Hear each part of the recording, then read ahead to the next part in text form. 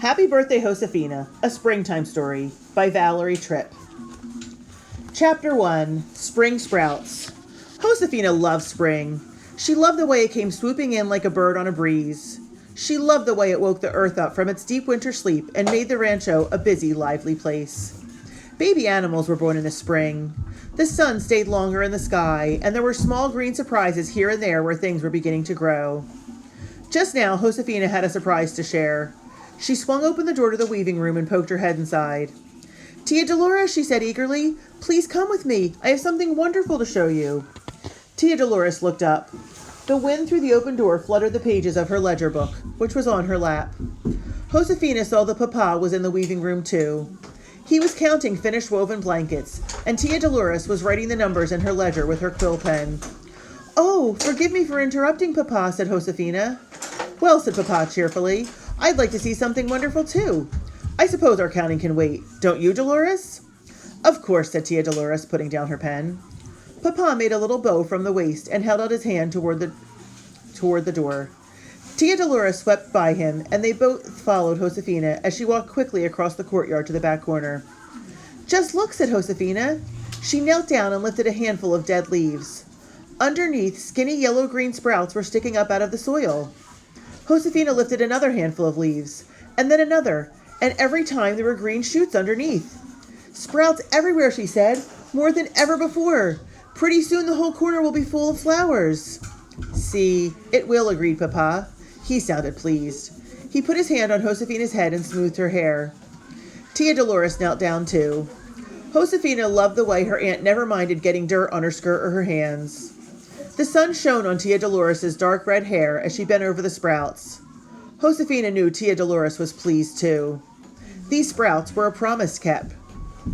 Josefina's mama had planted the flowers in this corner. During the year after Mama died, Josefina had cared for the flowers as well as she could. Then, last fall, Florecita, the meanest goat on the rancho, had torn up the flowers and eaten every last one. Josefina had thought Mama's flowers would never grow again. But Tia Dolores had promised that they'd be all right. Now she turned and smiled at Josefina. "Didn't I tell you?" she said. "Flowers with roots as deep as these can survive a lot. Even a visit from Florecita." Josefina grinned. "I'm still going to keep Florecita away from them," she said. "Don't worry," said Papa. "Florecita will be too busy to bother your flowers this spring. She's going to have a baby very soon." "Oh, no," said Josefina, pretending to groan. "I hope Florecita's baby isn't like her. I don't think I could stand two horrible goats trying to bully me around." Josefina laughed along with Papa and Tia Dolores. She used to be afraid of Florecita. She wasn't the least little bit afraid of the goat anymore, but she didn't like her the least little bit either. It was cool that night. Josefina was glad she had left a blanket of dead leaves spread over the sprouts to protect them. And she was glad she had a blanket of woven wool spread over her lap, though the family sala was warm. Josefina and her sisters, Anna, Francisca, and Clara, were sewing blankets. Woven material came off the loom in narrow strips, which had to be sewn together to make one wide blanket. Josefina made her stitches strong and straight. All the sisters were good at sewing blankets. They'd sewn many since the fall. Tia Dolores was adding numbers in her ledger. After a while, she paused and asked, "Josefina, your birthday is coming soon, isn't it?" "See," said Josefina. "I was born on March 19th, the feast of San Jose." "When Mama was alive, we always had a celebration," said Francisca. She was Josefina's second oldest sister, and she loved parties. "Well, I think we should have one this year too," said Tia Dolores. The sisters looked up, delighted. "After all, we'll have several things to celebrate," Tia Dolores went on. "It's the feast of San Jose. Josefina will be 10. Spring will be here. And," Tia Dolores smiled as she said, "God willing, we should have quite a lot of new sheep by then. I've added the figures. We've made 60 blankets. That's enough to trade for 90 sheep, 45 ewes, and 45 lambs." "That is good news," exclaimed Josefina. She and Francisca both put their sewing aside and went to look over Tia Dolores' shoulder at her ledger. Anna, the oldest sister, murmured a prayer of thanks. Clara, who was next to Josefina in age, calmly continued to sew. "It's good," said Clara, "but it doesn't mean we can stop making blankets. We'll need them to trade for more sheep." Oh, bah, Francisca bleated at Clara. Don't be so tiresome. We all know that 90 sheep aren't enough to replace the hundreds that Papa lost in the flood last fall. But it's a good start. I think we should be very proud of ourselves. 60 blankets is a lot. I know I worked hard on them. Anna, Clara, and Josefina glanced at each other and then burst out laughing. Francisca complained more than anyone else about working on the blankets. Now she made it sound as if she'd been responsible for them all. At first, Francisca scowled at her sister's laughter, but in a moment she was laughing at herself along with them. All right, she admitted grudgingly. The rest of you worked hard too. We might not have any blankets to trade if it weren't for Tia Dolores, said Josefina. It was her idea to turn blankets into sheep. All the sisters nodded and looked at their aunt with fondness. After the terrible loss of the sheep, Tia Dolores had suggested that she and the sisters and other workers on the rancho weave the wool they already had into blankets and trade them for sheep. Now, just when spring lambs were being born, they had 60 blankets to turn into sheep. Papa will be pleased, said Anna. When do you think he'll go to the Pueblo to trade the blankets for Esteban Duran's sheep? Asked Josefina. Esteban, Papa's great friend, was a Pueblo Indian. Soon, said Tia Dolores. She smiled over her shoulder at Josefina. Maybe you'd like to go with him. Tia Dolores knew that Josefina loved to go to the Pueblo and see her friend Mariana, who was Esteban's granddaughter. May I find Papa right now and ask him? Josefina said. Si, said Tia Dolores, who always understood Josefina's eagerness. Go. Wrap your rebozo around you. It's chilly. Gracias, said Josefina. She gave Tia Dolores a quick hug and pulled her rebozo up over her head. She was just about to hurry out the door when an idea stopped her. Tia Dolores, she said, won't you come with me? You should be the one to tell Papa about the blankets and the sheep. Tia Dolores started to say no, but Anna and Francisca chimed together, saying, Go on, it is your news to tell. Very well, laughed Tia Dolores. She put her sewing aside, took Josefina's hand, and together they went out into the cool spring night. They found Papa in the goat's pen. He was sitting next to one of the goats with a lantern at his side. He glanced up when they came in, but he didn't say anything. Papa, Josefina began excitedly. Tia Dolores has good news for... Josefina stopped. She realized that the goat next to Papa was Florecita, but she had never seen Florecita like this.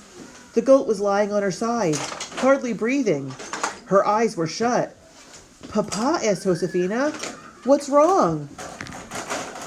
Florecita had her baby tonight, said Papa, but she's too weak to nurse it. I don't think she'll live.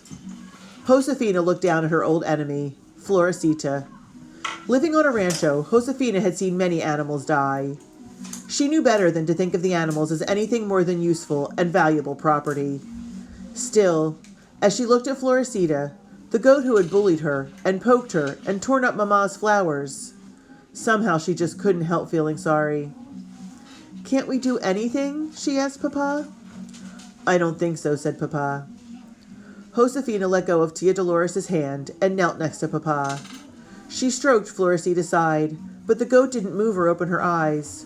Her breathing grew slower and slower, until at last it stopped. Florecita was dead. Josefina sighed. Poor Florecita, she said softly. Then she remembered something important. She turned to Papa. Where is Florecita's baby? She asked. Papa lifted his serape. Cradled in his arm was a tiny goat. Oh, gasped Josefina, pulling in her breath. Tia Dolores gasped too, and sank down on her knees behind Josefina. Very gently, Josefina reached out and touched the goat's silky little ear. The goat turned her head and nuzzled the palm of Josefina's hand. Oh, Josefina said again. The goat opened her eyes, and Josefina had to smile, because her yellow eyes looked just like Florecita's, but without the evil glint. Suddenly, Josefina knew what she must do. Please, Papa, she asked, may I take care of Florecita's baby? Papa's kind face was full of concern. The baby is very weak, Josefina, he said. It isn't easy to care for an animal this needy. I think you might be too young for the responsibility. I'm almost 10, said Josefina. Please let me try. Still Papa hesitated. You must realize, he began. Then he stopped. Tia Dolores put her arm around Josefina's shoulder. Then, in a gesture so swift, Josefina thought she must have imagined it, Tia Dolores touched Papa's hand. Papa looked up at Tia Dolores, and Josefina saw that his eyes had a question in them. Tia Dolores nodded.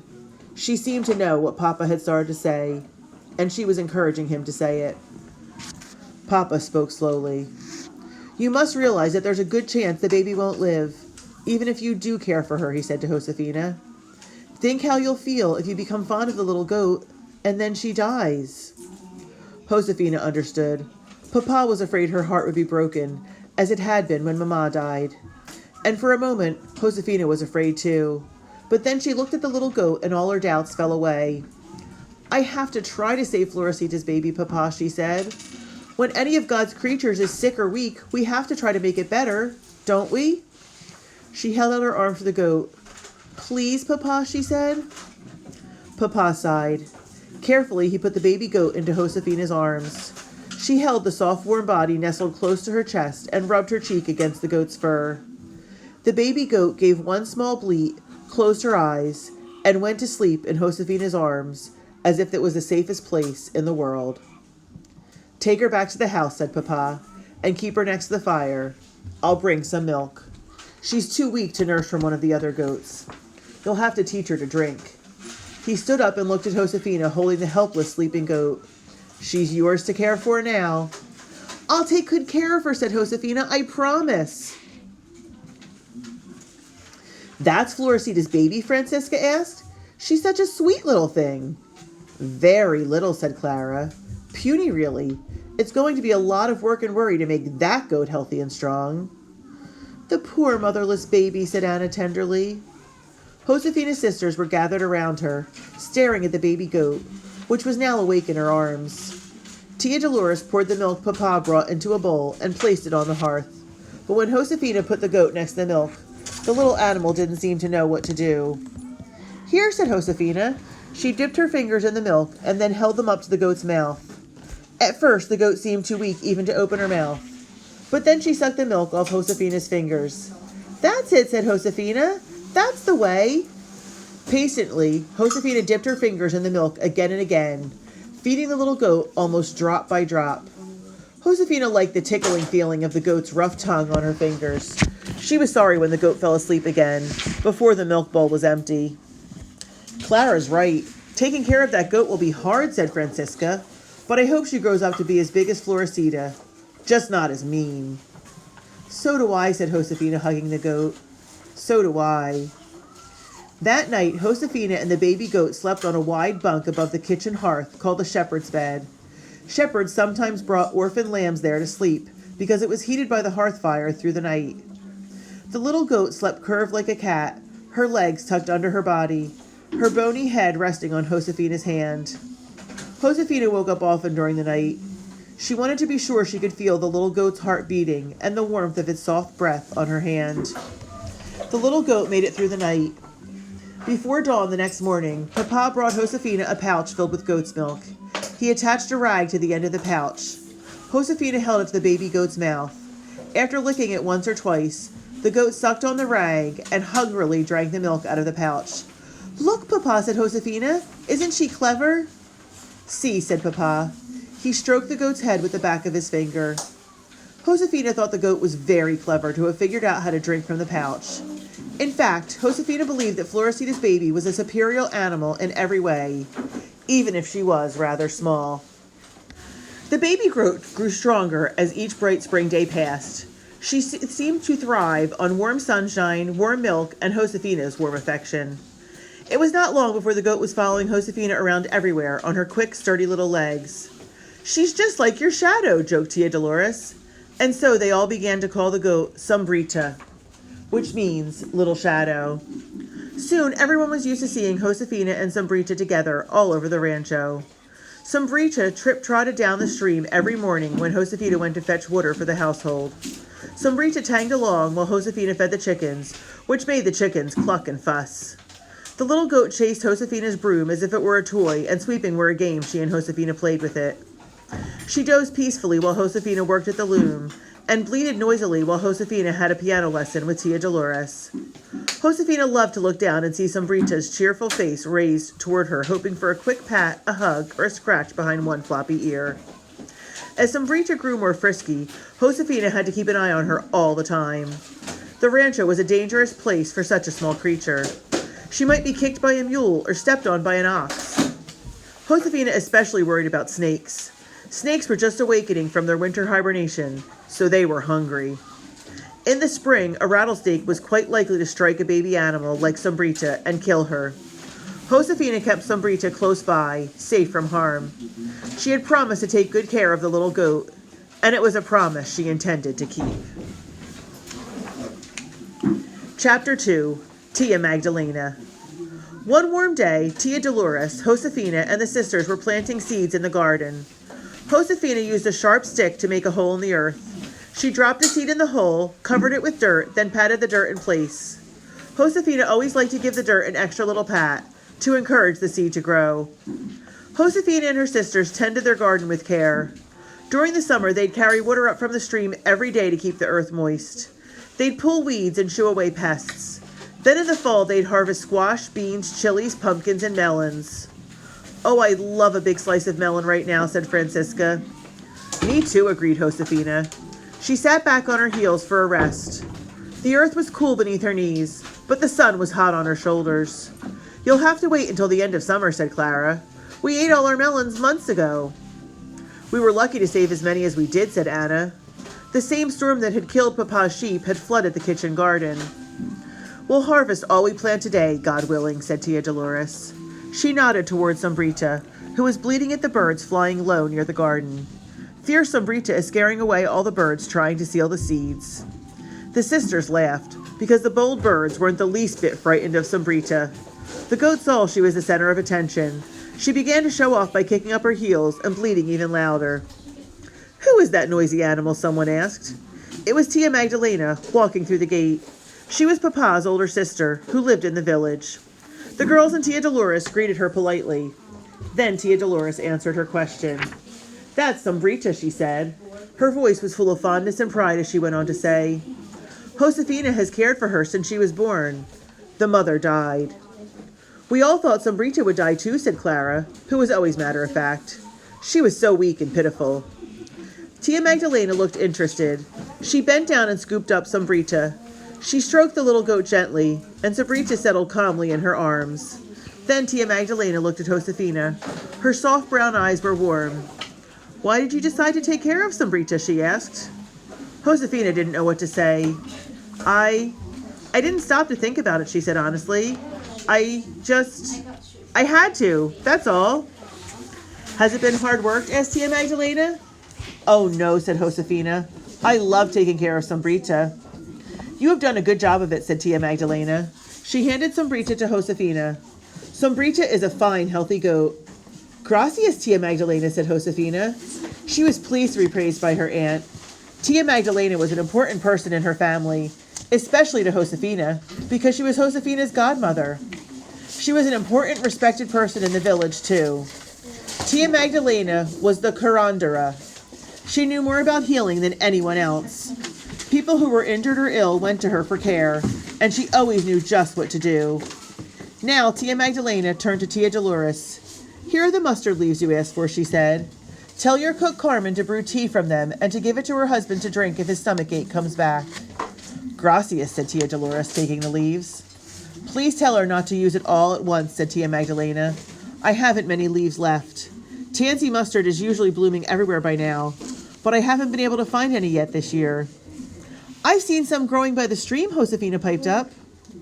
"Your young eyes are better than my old ones," said Tia Magdalena. "Perhaps you'll gather some leaves for me."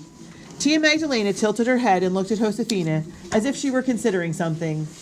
"And perhaps when you bring the leaves, you can stay for a while and help me. My storeroom needs a spring cleaning." "Oh, I'd like that very much," said Josefina. "Good," said Tia Magdalena. She smiled, and Josefina blushed with pride and pleasure.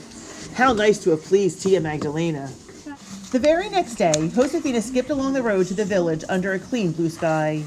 She had a bunch of tansy mustard leaves in her hand for Tia Magdalena. Papa, Tia Dolores, and the sisters were going to the village too. Josefina had left Sambrita behind under Carmen's watchful eye. Josefina missed Sambrita, but she knew the little goat would only be in the way today. In the morning, the men and boys were going to clean out the water ditches, called Aquidas. while the women and girls replastered the church. And in the afternoon, Josefina would be too busy to keep an eye on Sambrita when she went to help Tia Magdalena. Most of the villagers had already gathered in the plaza when Papa and his family arrived. They called out greetings. "Buenos dias," they said. "Buenos dias," Papa replied. "It's a fine day to work, by God's grace." "It is," said Senor Sanchez, who was in charge of the water ditches. "Let's begin." He and Papa and the other men shouldered their tools and set off to work. Cleaning the Aquidas was a very important springtime job. Later in the spring, when the snow in the mountaintops melted, the Aquitas had to be clear of leaves and sticks and weeds so the water could flow to the fields. Without water, nothing planted that spring would grow. "We'd better begin our work too," said Senora Sanchez. The women and girls agreed. They took off their shoes, rolled up their sleeves, covered their hair, and tucked up their skirts. Replastering the church was another important chore. It was normally done later in the spring, but the weather had been so unusually warm the past few weeks, the women were replastering much earlier this year. Josefina was glad. As she scooped up a handful of gritty mud plaster, she decided replastering was a chore that was fun. "Watch out," Josefina shouted at Clara, who stood between her and the church. Clara ducked down, and Josefina flung her handful of mud plaster at the wall of the church, where it stuck, splat, in a glob. Clara laughed, saying, "You'll splatter mud all over if you do it that way." Clara was neat. She pressed her handful of mud plaster against the wall. But even Clara was easygoing today, thought Josefina as she spread the glob of mud over the adobe bricks so that it was smooth and even. The women and girls gossiped and chattered as they worked. The very oldest lady sat in the shade keeping an eye on the babies. They called out jokes and encouragement to the others. Every once in a while someone would start a song and everyone would join in. Voices high and low, in tune and out of tune, rose up from all around the church. Josefina liked making the church walls whole again. Later, she and some of the other children climbed up onto the roof to spread a new layer of mud plaster on it as well. Josefina loved the feeling of the mud oozing between her bare toes. It was exhilarating to be up high, closer to the huge white clouds and the brilliant blue sky. Josefina and the others shrieked with joy as they slipped and slid on the slick mud to tamp it flat. "Josefina," Clara called out. She was standing below on the ground, looking up, shading her eyes with her hand. "Tuck your skirt up higher in the back or you'll get mud on it and look messy at Tia Magdalena's this afternoon." "And pull up your rebozo so that it shades your face," Francisca added. "Your nose is getting as red as a tomato." Josefina looked down at tidy, sensible Clara and at beautiful Francisca, who was fussy about her skin. She knew that right now her sisters envied her. They were too old to be on the roof. Almost 10 is a wonderful age to be, thought Josefina, exuberantly sloshing her feet through the mud. "I'm not too old to slip and slide on the roof, and yet I'm old enough to take care of Sambrita and old enough to help Tia Magdalena." She waved to her sisters and cheerfully ignored their advice. "Bless you, child," said Tia Magdalena that afternoon when she saw Josefina at her door with the bouquet of mustard leaves. "Come in." "Gracias," said Josefina. She stepped inside and took a deep breath. Nowhere else on earth smelled quite the way Tia Magdalena's house smelled. It reminded Josefina of the way the corner of the back courtyard smelled when the sun shone strong on Mama's flowers. But mixed in with the scent of flowers was a sharp, nose-tickling scent of spices and the musty, earthy tang of the herbs that hung upside down in bunches from the beams. Tia Magdalena smiled when she saw Josefina looking up at the herbs. "You'd like to know how to use them, wouldn't you?" she asked. Josefina nodded, wondering how Tia Magdalena had known. "The mint leaves ease stomach aches. The pennyroyal brings a fever down. I use the manzanilla flowers to make a tea to cure a baby's colic," Tia Magdalena said, pointing to each herb as she named it. "And speaking of babies, how is your sweet Sambrita today?" "She's very well, thank you," answered Josefina, grinning. "She's very fortunate to have you caring for her," said Tia Magdalena. Her face looked merry. Tia Magdalena was much older than Papa. Her gray hair was streaked with white, but when she smiled as she did now, her expression was lively, and when she moved, her step was quick and light. "Now we must do some work," she said. "Come with me." Tia Magdalena led Josefina to the small storeroom at the back of the house. The ceiling was low and there was only one narrow window, but the room looked bright because the walls were whitewashed to snowy white and the wooden table and door frames were polished until the wood was a shiny yellow. More herbs hung from the beams in this room. Along one wall there were shelves lined with jars of all shapes and sizes. Tia Magdalena tilted her head toward the jars. "Here's where I need your help," she said to Josefina. Her eyes sparkled. Why don't we make a game of it? You lift a jar down from the shelf, look inside, and see if you can guess what's in it. I'll dust the jar, you dust the shelf, and then you can put the jar back. All right? See, said Josefina. She reached for the biggest, most important-looking jar of all. It was blue and white china. Oh, not that jar, said Tia Magdalena. It's empty. It looks very old, said Josefina. Indeed it is, said Tia Magdalena. It's probably the oldest thing in this house. It's even older than I am, she joked. It's an apothecary jar. I don't know how it came to be in our village, but I know that it's been here for more than 100 years. The woman who was curandera before I was gave it to me. She got it from the woman who was curandera before her. Long ago, I believe, there was a whole set of jars like it. That's the only one left. Tia Magdalena pointed to a smaller jar next to the blue and white one. Let's start with that jar instead, she said. Josefina took the smaller jar off the shelf and looked inside. It looks like pumpkin stems, she said. Could it be? See, said Tia Magdalena. You're sharp to recognize them. She dusted the jar as Josefina dusted the shelf. There's nothing in the world better for a sore throat, she said. You toast the pumpkin stem, grind it to a powder, mix it with fat and salt, and rub it on the throat inside and out. Josefina wrinkled her nose when she smelled the inside of the next jar. I think it's bear grease, she said. Right again, said Tia Magdalena. You mix it with onions and rub it on a person's chest to ease congestion. The next jar Josefina opened made her sneeze. Oh, that must be immortal, said Tia Magdalena, chuckling. It makes you sneeze and sneeze and sneeze. The more you sneeze, the sooner your cold is gone. Josefina enjoyed helping Tia Magdalena. Every jar had a story in it, because every jar held something that Tia Magdalena used as a remedy. There was dried deer blood to be mixed with water and drunk for strength. There was vinegar that was so strong it made Josefina's eyes water. It was used as a soak to stop infections. In another jar, there was a terrible-smelling herb that was used to soothe achy joints. Josefina guessed what was in most of the jars, but once she came to something she didn't recognize. I don't know what this is, she told Tia Magdalena. That's the root of a globe mallow plant, said Tia Magdalena. I crush it and make a paste to put on a rattlesnake bite to draw out the poisonous venom. She handed one of the roots to Josefina. Put that in your pouch and take it home with you, she said with a mischievous look. And someday, ask your papa if he recognizes it. Papa, asked Josefina. Si, said Tia Magdalena. Once, when he was a boy just about your age, he was guarding the sheep. He tried to scare away a rattlesnake by hitting it with a pebble from his sling. He missed. The snake got mad and bit him. Your papa killed the snake with a rock before he came to me for help. That was very brave, but very foolish of him. If you don't get the venom out right away, it can kill you. She shook her head. I'll never forget the sight of him coming toward me, so proud of his own courage, and with that dead snake slung over his shoulders. Josefina put the root in her pouch and shuddered. She hated even hearing about snakes. But she liked to hear Tia Magdalena tell stories about Papa when he was a boy. Your papa was always too fearless and too stubborn for his own good, Tia Magdalena said, as she dusted a jar. And too quiet. But that didn't matter when your mama was alive. She knew what he was thinking anyway. Josefina was surprised at how easy it was to talk to Tia Magdalena about Mama as they worked. Sometimes it seems so long ago that Mama died, Josefina said. Sometimes it seems like it just happened. And sometimes I'll see Mama in a dream, and it seems as if she's still with us. See, said Tia Magdalena. Her old brown eyes seemed to see right into Josefina's heart.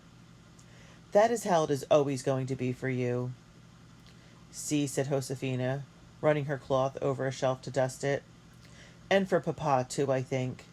He's not quite so quiet and sad as he was just after Mama died. It has been better for us all since Tia Dolores came. We needed her. Well, said Tia Magdalena, handing a jar to Josefina, perhaps she needed you, too.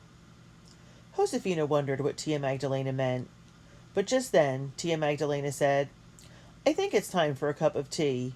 Don't you? And so Josefina didn't have a chance to ask.